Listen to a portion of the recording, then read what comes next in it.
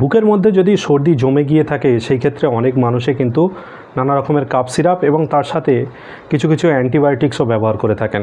কিন্তু আপনারা সকলেই জানেন যে অ্যালোপ্যাথি মেডিসিনের কীরকম পরিমাণ সাইড এফেক্ট রয়েছে।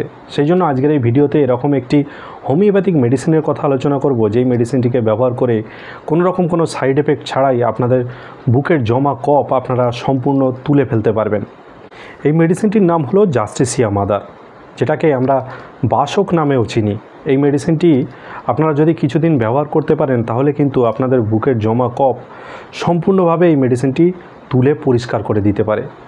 এই মেডিসিনটিকে ব্যবহার করলে আপনারা জাস্টিসিয়া মাদার মেডিসিনটি 10 ফোঁটা করে দিনে 2 বার অর্ধেক কাপ গরম জলের সাথে মিশিয়ে আপনারা খেতে পারেন।